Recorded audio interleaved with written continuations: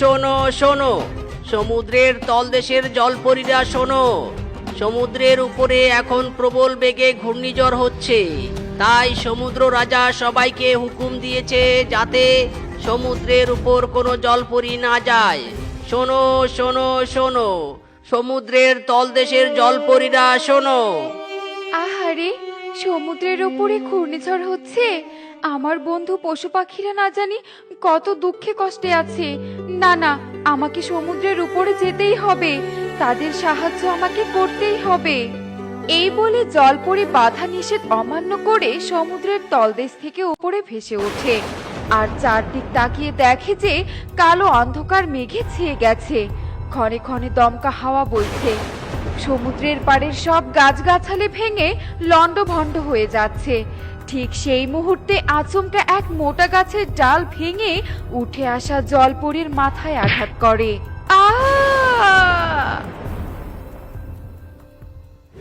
যাক বাবা, অবশেষে ঝড় থামলো। এই ঝড়ের কারণে সমুদ্রের মাছ ধরতে আসতে পারিনি। এখন যখন এসেছি একদম খলই ভর্তি করে মাছ নিয়ে যাব। এ কথা বলে জেলে যখন সমুদ্রের পাড় ধরে এগোচ্ছিল, ঠিক তখনই জেলের চোখ যায় সেই অজ্ঞান হয়ে পড়ে থাকা জলপরীর দিকে।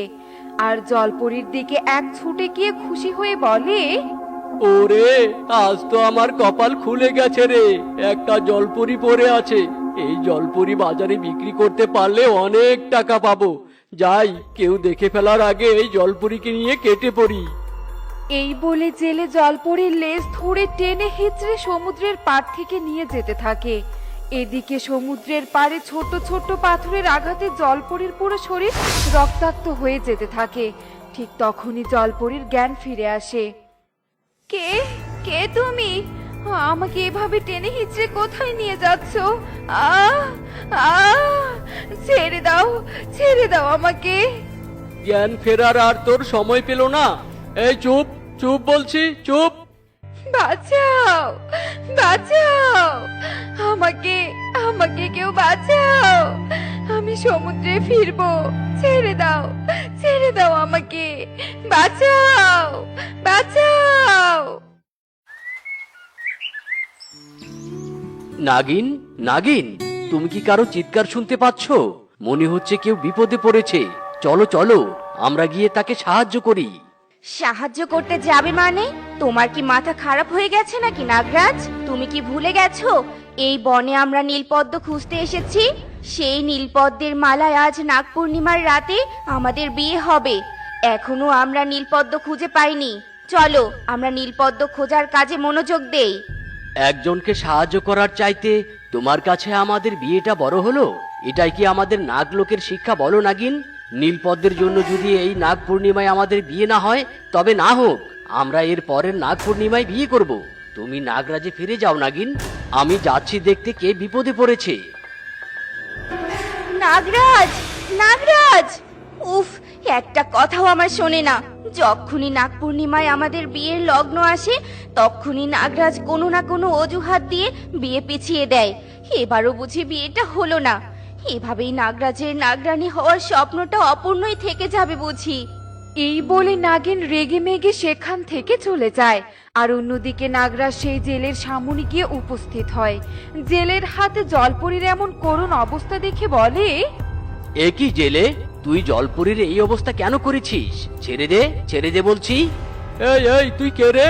আমার কাজে বাধা দিস? ও বুঝেছি, তুই এই জলপরিটা আমার হাত থেকে বাগিয়ে নিয়ে গিয়ে বাজারে বিক্রি করতে চাস, তাই না? সরে যা বলছি আমার সামন থেকে। কি, তোর মতো আমাকেও লোভী মনে করেছিস? দেখবি আমার আসল রূপ। এই বলে নাগরাজ তার মানুষ রূপ থেকে নিজের আসল রূপে ফিরে আসে। আর নাগরাজের আসল রূপ দেখে জেলে ভীষণ ভয় পেয়ে যায়। এ কি, এ তো নাগরাজ! ওরে বাবা রে! এখান থেকে পালাবি নাকি তোকে ছোবল দিব? বল, যা এখান থেকে, যা বলছি। নাগরাজ, তোমাকে যে কি বলে ধন্যবাদ দিব। তুমি না থাকতে বুঝি ওই জেলের হাতে আমার প্রাণটাই চলে যেত। নাগরাজ, জলপুরি, থাক সেসব কথা। তোমার শরীর তো ক্ষত বিক্ষত হয়ে গেছে। আহারে, বড্ড কষ্ট হচ্ছে বুঝি? তা তো কষ্ট হচ্ছেই, কিন্তু কি আর করার। আমাকে একটু দয়া করে সমুদ্রে ছেড়ে দাও। না না, এই অবস্থায় তোমার সমুদ্রে যাওয়া একদম ঠিক হবে না। এই দুর্বল শরীর নিয়ে আবার যদি কোনো বিপদে পড়ো। শোনো জলপরি, তুমি বরং আমার সাথে এই বনের পাতালে নাগরাজ্যে চলো। পুরোপুরি সুস্থ হলে তোমাকে সমুদ্রে ছেড়ে দিব। এ কথা বলে নাগরাজ জলপরীকে কোলে তুলে নেয় আর সেখান থেকে অদৃশ্য হয়ে পাতালের নাগরাজ্যে চলে যায়। এরপর নাগরাজ্যের মধ্যে জাদু করে একটা চৌবাচ্চা তৈরি করে সেই চৌবাচ্চার জলে জলপরীকে ছেড়ে দেয়। জলপরি, তুমি এখানে নিরাপদ। যতক্ষণ না পর্যন্ত সুস্থ হচ্ছ ততক্ষণ তুমি এখানেই থাকবে। সুস্থ হলে আমি নিজে নিয়ে গিয়ে তোমাকে সমুদ্রে ছেড়ে আসব। ধন্যবাদ নাগরাজ, তুমি আমার জন্য এত কিছু করছো। এরপর থেকে নাগরাজ জলপরীর সেবা যত্ন করতে থাকে।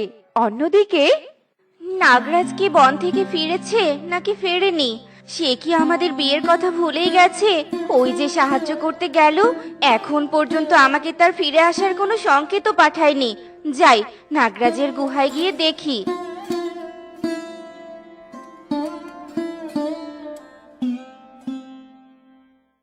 নাগরাজ, তোমাকে দেখে আমি বারবার মুগ্ধ হয়ে যাচ্ছি।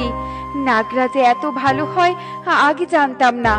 তুমি না থাকলে ওই জেলের হাতে বুঝি আমার প্রাণটাই যেত।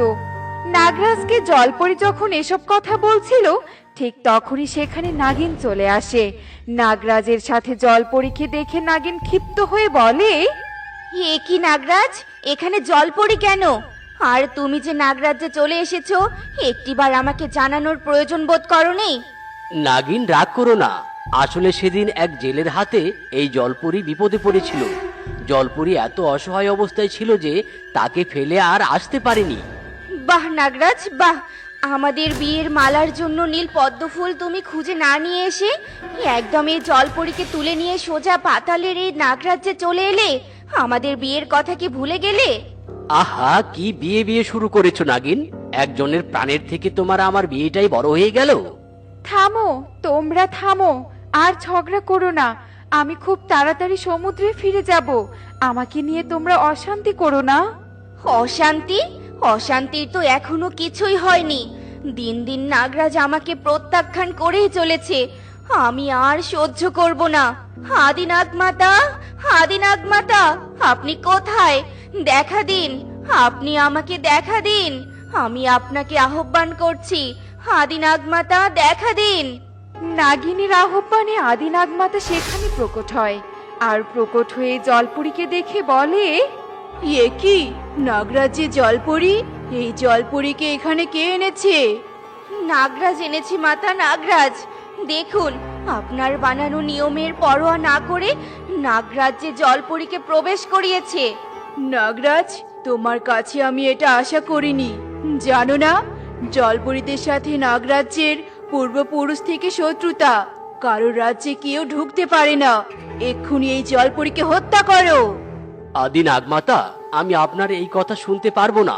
এক অসুস্থ অসহায় জলপরীকে কিছুতেই হত্যা করতে পারবো না। এর বদলে আপনি আমাকে যা শাস্তি দিন। আমার আদেশ অমান্য করছিস তুই? বেরিয়ে যা, বেরিয়ে যা এই নাগরাজ্য থেকে। এই নাগরাজ্যের ঠাঁই তোর হবে না। আদি নাগমাতা, সব আমার জন্য হয়েছে।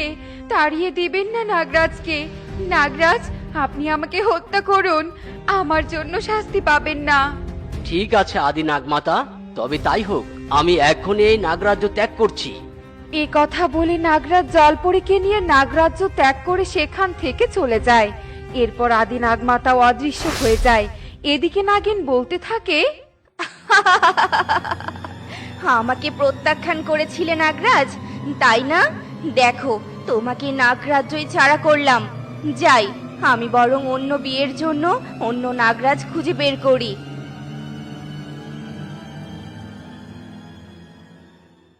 নাগরাজ, আমার জন্য কেন তুমি তোমার সর্বোচ্চ হারালে?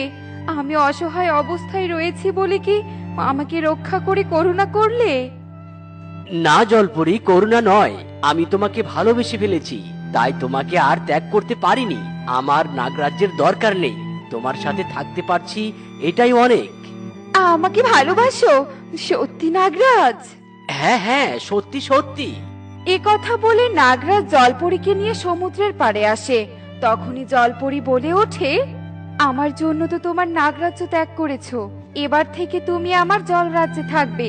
চলো তোমাকে নিয়ে আমার জলরাজ্যে যাই। জলপরীর কথা শুনে নাগরাজ যেমনি সমুদ্রের জলে নামতে থাকে, ঠিক তখনই সমুদ্রের তলদেশ থেকে সমুদ্র রাজা উঠে আসে। সংযত হও তোমরা, আমার রাজ্যে কোনো নাগরাজ প্রবেশ করতে পারবে না। অনুমতি দিন সমুদ্র রাজা, এই নাগরাজ আমার প্রাণ বাঁচিয়েছে, আমার জন্য নিজের নাগরাজ্য ছেড়েছে, আমাদের জলরাজ্যে প্রবেশের অনুমতি দিন। না না, অনুমতি মিলবে না। জলপরি, তুমি তোমার রাজ্যে প্রবেশ করতে পারো, কিন্তু নাগরাজ নয়। নাগলোকের সাথে সমুদ্র লোকের পূর্বপুরুষ থেকে শত্রুতা। ঠিক আছে সমুদ্র রাজা, নাগরাজ আমার জন্য সবকিছু ছেড়ে দিয়েছে, আমিও তার জন্য আমার রাজ্য ছেড়ে দিব। কোথাও তো কোথাও আমাদের ঠাঁই হবে। চলো নাগরাজ, এখান থেকে চলো। জলপরি, ভাবছি তোমার রাজ্যেও আমাদের ঠাঁই হলো না, আমার রাজ্যেও ঠাঁই হলো না। তাই এবার মানুষের রূপ ধরে সারা জীবন এই বনেই তোমাকে নিয়ে সংসার করতে চাই। তুমি যেখানেই রাখবে আমাকে, আমি সেখানেই থাকবো নাগরাজ। এই বলে দুজনে মানুষের রূপ ধারণ করে, আর সেই বনে ঘর সংসার পেতে নাগরাজ আর জলপরি মানুষ রূপে সুখে শান্তিতে দিন পার করতে থাকে।